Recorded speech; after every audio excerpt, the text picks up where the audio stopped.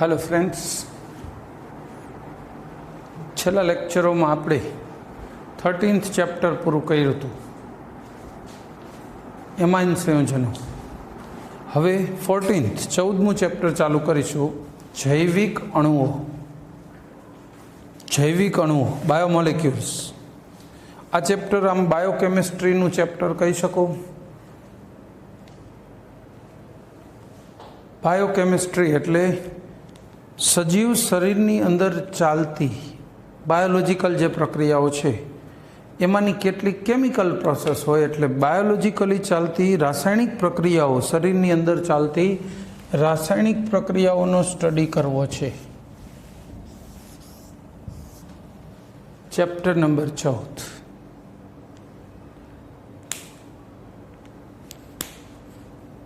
जो आपणे अभ्यासक्रम घणा बधा अत्यारे वातो थाय छे, कोई के आम कट थई गयो, नाम कट थाय छे, सीबीएसई में कट आप्युं छे। साची वात छे, पण कटिंग क्यारे आपी शकाय जरा विचारी जो। सरकार जाहिर कर दे कि 15 तारीख थी स्कूल खुलवानी छे, तो 15 सुधीमां जे गयुं ए 20% गयुं छे, तो 20% सिलेबस कट करी दो, चाले। पण स्कूल खुलवानी तारीख आप्या वगर एम कहे कि 20% कापी नाखो, पछी स्कूल 15 ने बदले पाछी ओली 15 आवी जशे, तो वरी बीजू 5% कपावशे, 10% कपावशो।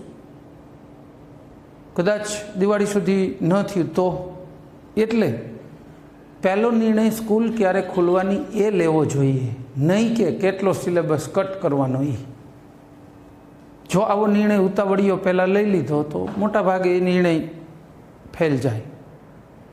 એટલે આપણે હમણાં એની ચિંતા નહીં કરતા કે શું કટ થવાનું છે, શું લેવાનું છે। અત્યારે તો આપણે આપણી બુકમાં જે ચેપ્ટર્સ છે એને 1 બાય 1 ભણીને રાખો, ટોટલી તૈયારી કરી રાખો। કટ તો કોને હોય કે 3 મહિના અત્યારે બિલકુલ ભણે જ નહીં, પછી સીધા સ્કૂલે આવે ત્યારે પહેલા દિવસથી સ્ટાર્ટ કરવું હોય તો તમે તો ઓનલાઈન ભણી રહ્યા છો, અને જે ચેપ્ટર કટ થવાના હોય તો પહેલાં ભણી લો, કારણ કે એને પછી ભણવાનો ચાન્સ જ નહીં મળે। જીનીટમાં ઘણો ફાયદો રહેશે। એટલે ડોન્ટ વરી, અત્યારે સિલેબસની કોઈ પણ જાતનું ટેન્શન રાખ્યા વગર આપણે તો આપણો આખો સિલેબસ કવર થાય એ રીતે આગળ ભણવા માંડો, તમારા બેનિફિટમાં જ રહેશે। તો હવે ચાલુ કરી છે જૈવિક અણુઓ। સજીવ શરીરની અંદર ચાલતી જૈવિક પ્રક્રિયાઓ હોય એ જૈવ રાસાયણિક ક્ષેત્ર કહેવાય। આખું શરીરની અંદર જે રાસાયણિક પ્રક્રિયાઓ ચાલે એને જૈવ રાસાયણિક પ્રક્રિયાઓ કહેવાય। बस एनो अभ्यास आ चैप्टर में करवानो छे। बायोमोलिक्यूल सजीव शरीर अंदर रहेला एवा अणुओ, दाखला तरीके आपणे एवा कोई अणुओनुं नाम आपीए। प्रोटीन, विटामिन, कार्बोहाइड्रेट्स, चरबी, फैट, आ बधा शुं छे? जैविक अणुओ छे। शरीरनी अंदर रहेला रासायणिक अणुओ छे। आमांना केटलाक अणुओनी चर्चा आपणे आ चेप्टर में करवी छे, बराबर। आवा अणुओनी सौथी पहेलो सादामां सादो अने सरळ अणु होय तो कार्बोहाइड्रेट छे। अहींयाथी शरूआत करीए। कार्बोहाइड्रेट आपणे खबर छे आपणा शरीरमां ऊर्जानो प्राथमिक स्त्रोत छे। ऊर्जानो प्राथमिक स्त्रोत ग्लूकोज होय लोहीमां तो तमे काम करी शको। जो ग्लूकोज डाउन थई जाए तो हेठा पड़ी जाए। जे डायाबिटीसवाळा होय घणीवार शुगर घटी जतुं होय त्यारे एनी हालत जो। तो आपणा शरीरमां ऊर्जानो प्राथमिक स्त्रोत एटले ग्लूकोज, कार्बोहाइड्रेट। ग्लूकोज, फ्रुक्टोज ए बधा कार्बोहाइड्रेट कहेवाय, बराबर छे। तो आ कार्बोहाइड्रेट छे ने ए आपणो प्राथमिक स्त्रोत छे ऊर्जानो। आवा कार्बोहाइड्रेट विषे बात करिए। शुरुआत में कार्बननो हाइड्रेट एटले कार्बोहाइड्रेट नाम आप्युं। आज खोटुं ठरेलुं छे नाम। कार्बननो हाइड्रेट शुं काम? आनुं बंधारण CH2OY प्रकारनुं जोवा मळ्युं। जो ग्लूकोज होय ग्लूकोज तो सूत्र शुं थाय?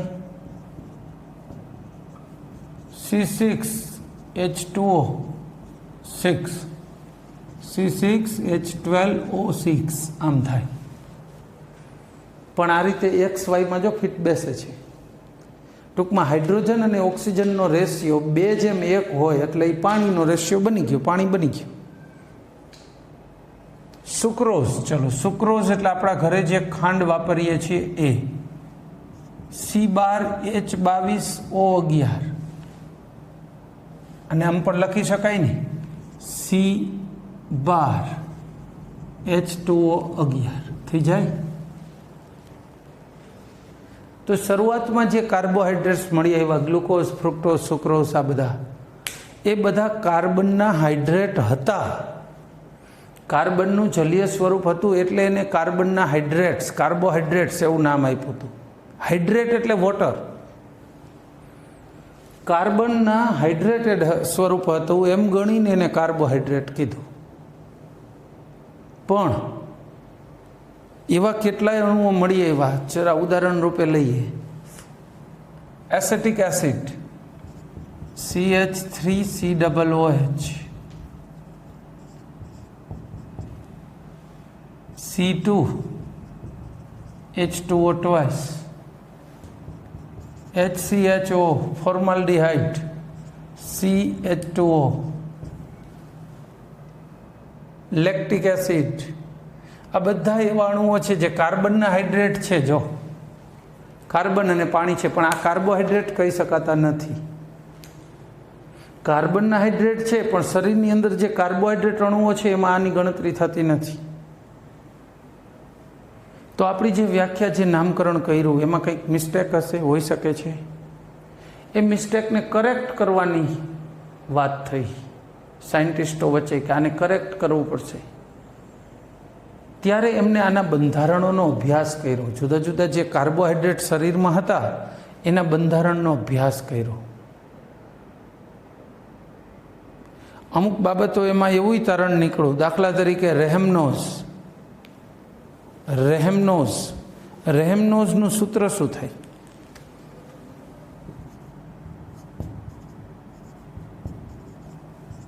C6H12O5.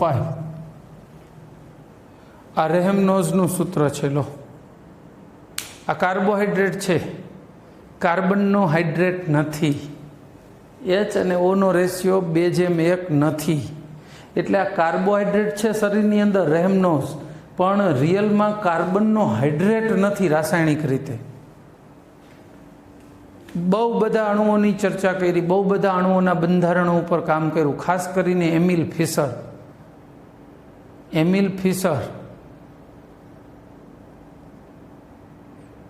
1888 થી 92, આટલા 4 વર્ષ થયા ને, એમાં એને ઘણા બધા કાર્બોહાઈડ્રેટના બંધારણો વગેરે શોધી દીધું.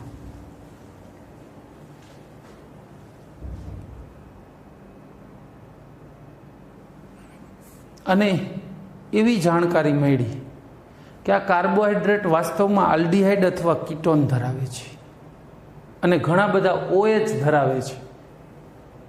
તો હવે એનું નામ શું થાય? પોલીહાઇડ્રોક્સી કીટોન અથવા પોલીહાઇડ્રોક્સી આલ્ડીહાઇડ. પણ એક અણુમાં આલ્ડીહાઇડ અને કીટોન બે ભેગા ક્યાંય જોવા મળ્યા નહીં. એટલે એટલું પાકું થઈ ગયું કે પોલીહાઇડ્રોક્સી આલ્ડીહાઇડ હોય અથવા પોલીહાઇડ્રોક્સી કીટોન હોય એને કાર્બોહાઈડ્રેટ કહેવાય. એટલે વાસ્તવમાં કાર્બોહાઈડ્રેટ જે બાયોલોજીમાં શબ્દ બોલતા હતા, હવે કેમિસ્ટ્રીમાં એને કાર્બોહાઈડ્રેટ નહીં બોલીએ પણ પોલીહાઇડ્રોક્સી કીટોન અથવા પોલીહાઇડ્રોક્સી આલ્ડીહાઇડ બોલીશું. તો કાર્બોહાઈડ્રેટનું આ એક સુધારેલું નામ છે પોલીહાઇડ્રોક્સી આલ્ડીહાઇડ અથવા પોલીહાઇડ્રોક્સી કીટોન. બીજી બાબત, ગ્રીક ભાષામાં સેકેરોન એટલે ગળ્યું થાય. આ બધા સ્વાદે મોટા ભાગના આમાંથી ગળ્યા જ મળ્યા. બધા સ્વાદે કેવા છે કાર્બોહાઈડ્રેટ્સ ટેસ્ટમાં? ગળ્યા જે શરૂઆતના મળ્યા એ બધા ગળ્યા જ મળતા હતા. એટલે સેકેરોન એટલે ગળ્યું, એના ઉપરથી આનું નામ પાડી દીધું સેકેરાઇડ્સ. ગળ્યા સ્વાદમાં હોય એવા પદાર્થો. તો કાર્બોહાઈડ્રેટનું બીજું નામ શું પડ્યું? સેકેરાઇડ્સ. બરાબર. પછી અમુક એવાય મળી આવ્યા જે પોલીહાઇડ્રોક્સી આલ્ડીહાઇડ અથવા કીટોન દેખાતા નહોતા, પણ પોલીહાઇડ્રોક્સી આલ્ડીહાઇડ કે કીટોન દેખાતા નહોતા પણ એનું જળ વિભાજન કરો ને ત્યારે આવા પદાર્થો મળતા હતા. પોલીહાઇડ્રોક્સી આલ્ડીહાઇડ અથવા કીટોન ક્યારે મળે? જળ વિભાજનના અંતે. તો એને પણ કાર્બોહાઈડ્રેટમાં સમાવી લીધા, સેકેરાઇડ્સમાં સમાવી લીધા. તો હવે સેકેરાઇડ્સની ફૂલ એન્ડ ફાઇનલ વ્યાખ્યા શું કરીશું? પોલીહાઇડ્રોક્સી આલ્ડીહાઇડ અથવા પોલીહાઇડ્રોક્સી કીટોન અથવા જેના જળ વિભાજનથી પોલીહાઇડ્રોક્સી આલ્ડીહાઇડ અથવા કીટોન મળતા હોય એવા સંયોજનોને કાર્બોહાઈડ્રેટ્સ અથવા તો સેકેરાઇડ્સ કહેવાય. એટલે કાર્બોહાઈડ્રેટ શબ્દમાં રહેલી ભૂલ સુધારાણી આ રીતે. આ કાર્બોહાઈડ્રેટ્સ પદાર્થો ક્યાં કામમાં લાગે? અન્ન, વસ્ત્ર અને આવાસની જરૂરિયાત આ પૂરી કરી શકે છે. જો આપણે ઉર્જાનો પ્રાથમિક સ્ત્રોત છે અન્ન, ગોળ હોય જગરી, સુગર હોય ખાંડ, એ બધા કેવા પદાર્થો છે? ખાદ્ય પદાર્થો. એ આપણો ખોરાકનો ભાગ છે. મકાઈ, ઘઉં, બટાકા આપણે ખાતા હોય તો એનો જે સ્ટાર્ચ છે એ કાર્બોહાઈડ્રેટ છે, જે આપણે ખાઈ છીએ, ખોરાકનો ભાગ છે. તો એ કાર્બોહાઈડ્રેટ આપણા ખોરાકનો મુખ્ય ભાગ જ કાર્બોહાઈડ્રેટ છે. ચલો, તો એક તો ફૂડ. પછી બીજું થયું આવાસ. આવાસમાં લાકડું વપરાય. હવે સિમેન્ટ વાપરીને બનાવીએ વાત અલગ છે, પણ વર્ષો સુધી હજુ આજે મકાનમાં લાકડું ન વપરાય એવું નહીં બન્યું હોય. તો આવાસ બનાવવામાં લાકડું એક અગત્યનું રો મટીરિયલ છે. એ લાકડું વુડ શેનું બનેલું હોય? સેલ્યુલોઝ. તો સેલ્યુલોઝ છે એ કાર્બોહાઈડ્રેટ છે. સેલ્યુલોઝ પોતે કાર્બોહાઈડ્રેટ છે. તો એનો અર્થ શું થાય? કે કાર્બોહાઈડ્રેટ આપણું મકાન બનાવવામાં ઉપયોગી છે. આવાસ, એબોટ. પછી ત્રીજું વસ્ત્ર. રૂમાંથી, કોટનમાંથી વસ્ત્ર બને ખરા? હા, ઓફકોર્સ બને. તો એ કોટન જે છે જેમાંથી વસ્ત્રો બને છે, એ કોટન છે એ 95% સેલ્યુલોઝ જ ધરાવે છે. કોટન છે એ સેલ્યુલોઝ છે. સેલ્યુલોઝનું કુદરતમાં મળતું સૌથી શુદ્ધ સ્વરૂપ એટલે રૂ. 95% સેલ્યુલોઝ ધરાવે. લાકડામાં 50% જેવો હોય. શણ હોય ને, શણ તો 65% જેવો સેલ્યુલોઝ હોય.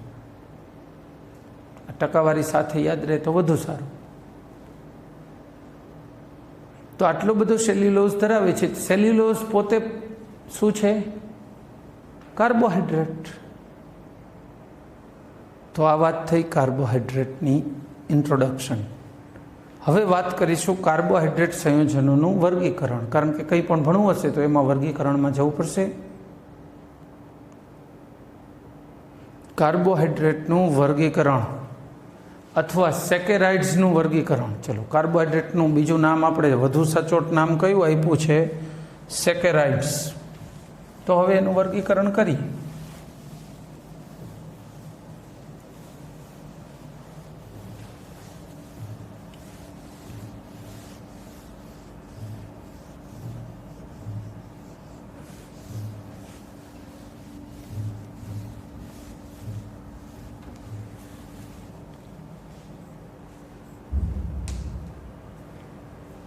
કાર્બોહાઈડ્રેટનું વર્ગીકરણ કરીએ.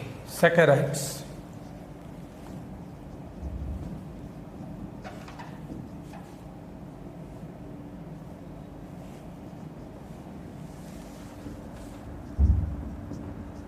મોનોસેકેરાઇડ્સ,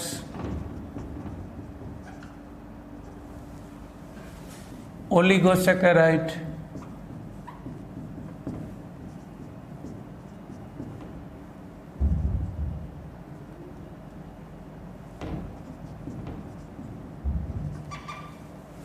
અને પોલિસેકેરાઇડ.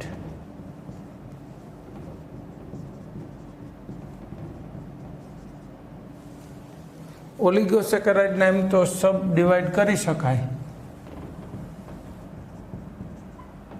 ડાયસેકેરાઇડ, ટ્રાયસેકેરાઇડ,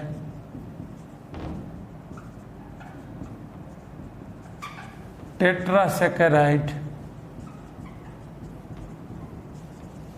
આવા વિભાગ પાડી શકાય. જરા સમજીએ. મોનોસેકેરાઇડ્સ કોને કહીશું? મોનોસેકેરાઇડ સંયોજનો. જે સંયોજનો પોલીહાઇડ્રોક્સી આલ્ડીહાઇડ અથવા પોલીહાઇડ્રોક્સી કીટોન હોય અને એના જળ વિભાજનથી પછી પોલીહાઇડ્રોક્સી આલ્ડીહાઇડ કે કીટોન ન મળતા હોય તો એ મોનોસેકેરાઇડ. ટૂંકમાં જેનું જળ વિભાજન શક્ય ન હોય. હા, જળ વિભાજન થાય ખરું, પણ એ કરવાથી મૂળભૂત અણુ તૂટી જ જાય, એમાંથી પછી સેકેરાઇડ કહી શકો એવો અણુ મળે નહીં, તો એને મોનોસેકેરાઇડ કહેવાય. જેનું જળ વિભાજન શક્ય નથી, અથવા એમ કહો જેના જળ વિભાજનના અંતે પોલીહાઇડ્રોક્સી આલ્ડીહાઇડ અથવા પોલીહાઇડ્રોક્સી કીટોન ન મળતો હોય તો એ મોનોસેકેરાઇડ છે. બરાબર છે. દાખલા તરીકે 20 જેટલા જાણીતા છે: ગ્લુકોઝ, ફ્રુક્ટોઝ. એ શું છે? મોનોસેકેરાઇડ.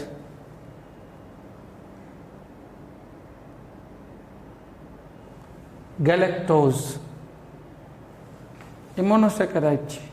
પછી ઓલિગોસેકેરાઇડ કોને કહેવાય?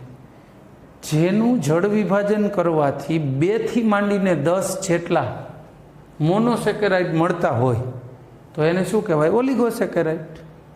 જો 2 મોનોસેકેરાઇડ મળે તો ડાયસેકેરાઇડ કહેવાય. જેમ કે સુક્રોઝ, ખાંડ જે આપણા ઘરે વાપરી છે ને, એ સુક્રોઝ છે. એનું જળ વિભાજન કરો તો ગ્લુકોઝ અને ફ્રુક્ટોઝ 2 મળે, તો એને કેવો ગણીશું? ડાયસેકેરાઇડ. 3 મળે તો ટ્રાયસેકેરાઇડ. 4 મોનોસેકેરાઇડ મળે તો ટેટ્રાસેકેરાઇડ. 5 મળે તો પેન્ટાસેકેરાઇડ. આપણે એ કંઈ ભણવાના નથી, આપણે 3 જ ભણવા છે: મોનોસેકેરાઇડ, ડાયસેકેરાઇડ અને પોલીસેકેરાઇડ. ઉદાહરણ અહીં આપણે આ 3ના જ જોવા છે. આનું સ્ટેચ્યુઓઝ ને એવા ઉદાહરણ થાય, પણ આપણે એનું કામ નથી. માની લો કે 5 મોનોસેકેરાઇડ મળે તો પેન્ટાસેકેરાઇડ, 6 મળે તો હેક્ઝાસેકેરાઇડ, 7 મળે તો હેપ્ટાસેકેરાઇડ, 10 સુધી ચાલે. પણ જેના જળ વિભાજનથી અનેક મોનોસેકેરાઇડ મળે તો એને શું કહીશું? પોલીસેકેરાઇડ. જેના જળ વિભાજનથી અનેક મોનોસેકેરાઇડ મળે એને પોલીસેકેરાઇડ કહેવાય. જેમ કે સ્ટાર્ચ, સેલ્યુલોઝ, એ બધા શું છે? પોલીસેકેરાઇડ. ફરીથી મોનોસેકેરાઇડ કયા કયા હતા? Glucose, fructose, galactose, ribose. આ ડીએનએ અને આરએનએમાં આવે ને રિબોઝ શર્કરા, એ મોનોસેકેરાઇડ છે. આવા 20 જેટલા જાણીતા છે, 1, 2, 5 નહીં.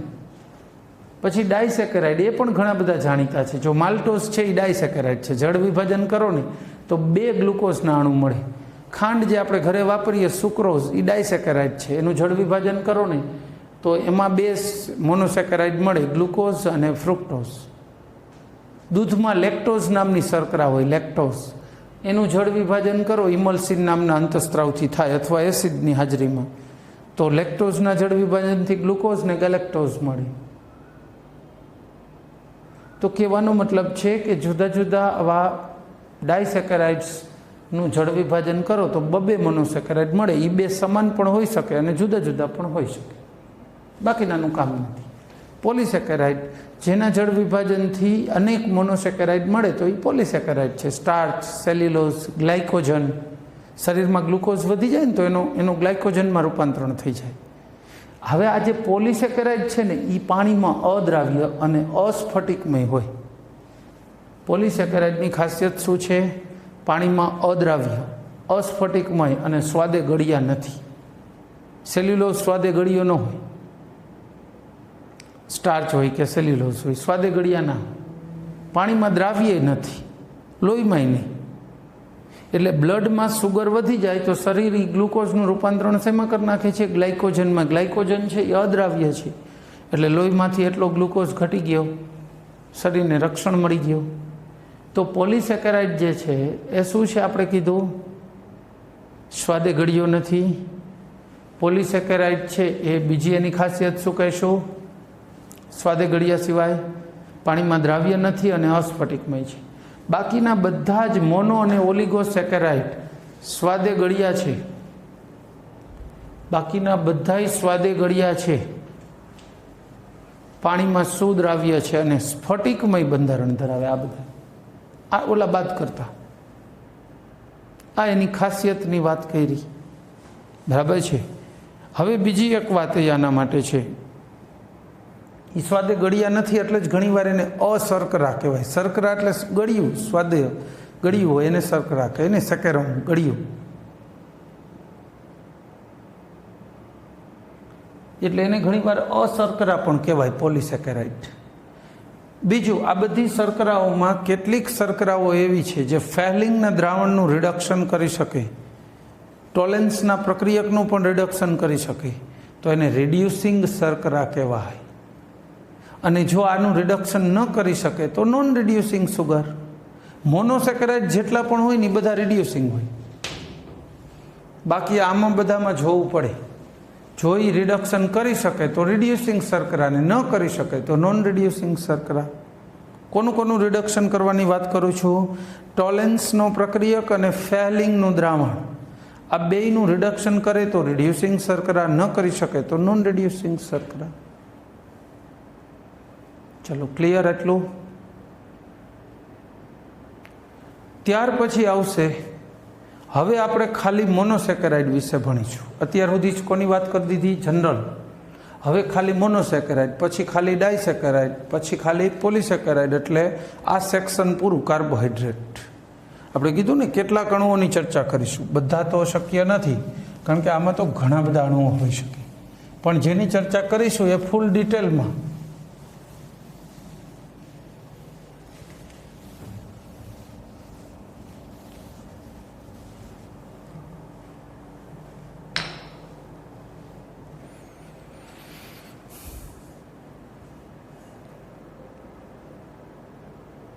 તો મોનોસેકેરાઇડની પહેલાં વાત કરીએ. આજે ખાલી કોની વાત કરીશું? મોનોસેકેરાઇડ્સ.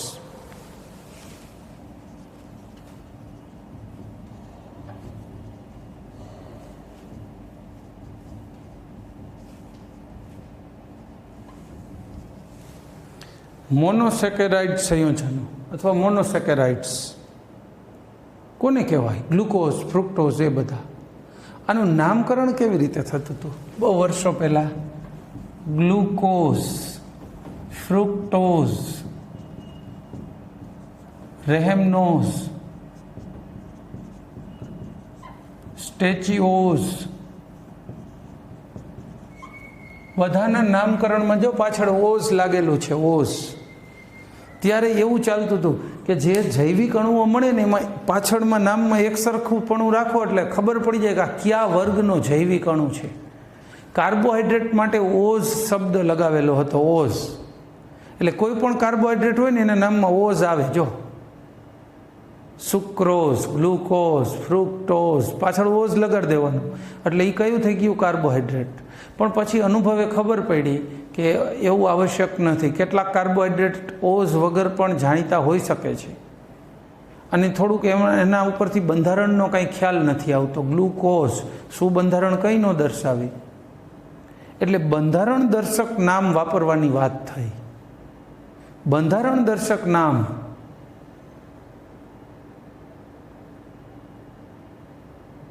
ગ્લુકોઝ છે, એમાં પાયરેન ચક્ર આવેલું છે, એટલે ગ્લુકોઝ પાયરેનોઝ એવું નામ મળ્યું, ગ્લુકોપાયરેનોઝ. ફ્રુક્ટોઝ હોય એના બંધારણમાં ફ્યુરાન રિંગ આવેલી, ફ્યુરાન, તો એનું નામ પડ્યું ફ્રુક્ટોફ્યુરાનોઝ. ગ્લુકોઝનું શું નામ કહું છું? ગ્લુકોઝ માટે ગ્લુકોપાયરેનોઝ. આ બંધારણ દર્શક થયું ફ્રુક્ટોફ્યુરાનોઝ.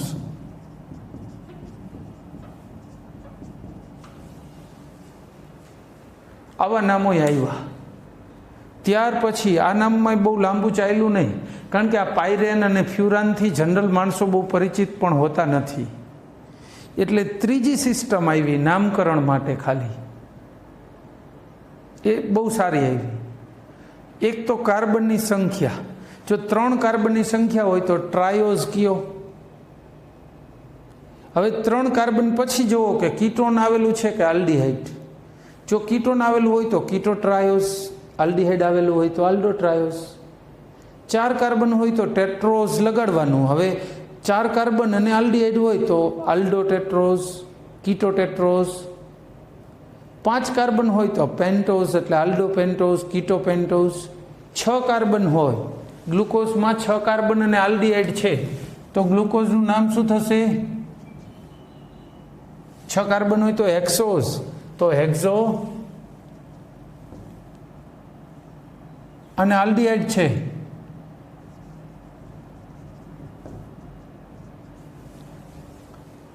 કાર્બન, એટલે એનું નામ શું થાય? હેક્ઝો કીટો આલ્ડોઝ અને કીટો પેન્ટોઝ અને આલ્ડો પેન્ટોઝ. તો આલ્ડો પહેલા લખવું પડશે ને. ઓકે, આલ્ડો હેક્સોઝ. આ ફ્રુક્ટોઝમાં કીટોન આવેલો છે અને 6 કાર્બન છે, તો એનું નામ શું થશે? કીટો હેક્સોઝ. કીટોનનું શું નામ કર્યું? કીટો હેક્સોઝ. આલ્ડીહાઇડનું આલ્ડો હેક્સોઝ. 7 કાર્બન હોય તો શું નામ કરવાનું? હેપ્ટોઝ. આ કીટોન હોય તો કીટો હેપ્ટોઝ, અને આલ્ડીહાઇડ અને 7 કાર્બન હોય તો આલ્ડો હેપ્ટોઝ.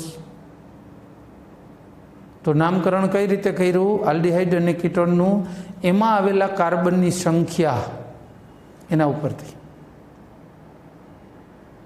તો આ વાત થઈ એના નામકરણની. હવે શેની વાત કરીશું? માત્ર ગ્લુકોઝ પતે પછી ફ્રુક્ટોઝની બધી વાતો લઈશું. ગ્લુકોઝ કઈ રીતે મળે? તો કે કુદરતમાં મુક્ત રીતે મળે. કુદરતમાં મુક્ત રીતે મળે. ઘણીવાર સંયોજિત રૂપે પણ મળી શકે. ફળ અને મધમાં હોય. ફળમાં દ્રાક્ષ જેવામાં તો 20% ગ્લુકોઝ હોય, 20-21%, એટલે ઘણા બધા પ્રમાણમાં હોય. આ ગ્લુકોઝ બનાવવો હોય તો કઈ રીતે બને? ગ્લુકોઝ બનાવવો હોય તો કઈ રીતે બની શકે? બહુ સરળ પદ્ધતિ છે. સુક્રોઝ, આપણા ઘરે જે ખાંડ હોય ને,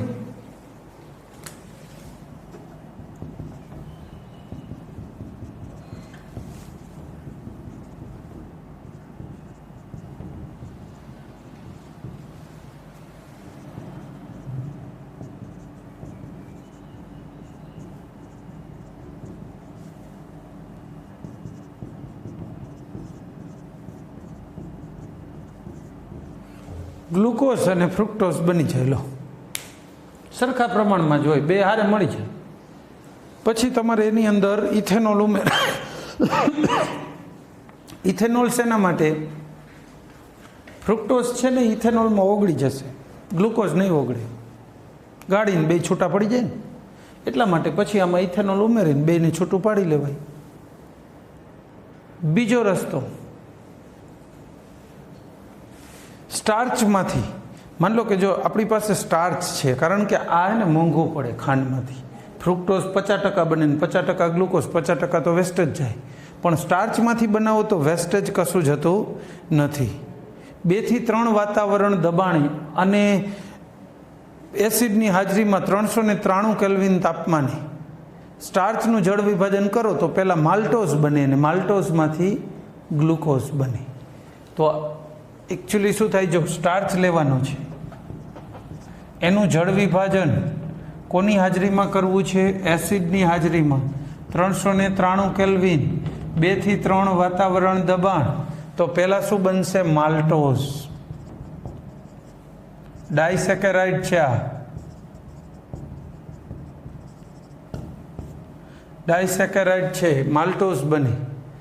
માલ્ટોઝનું જળ વિભાજન થાય તો માત્ર ગ્લુકોઝ જ મળે. ઇનાઈ કન્ડિશન.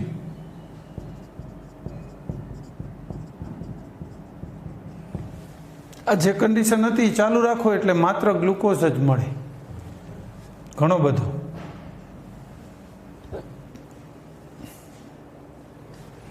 સ્ટાર્ચનું સૂત્ર લખવું હોય તો C6H12O6, એટલે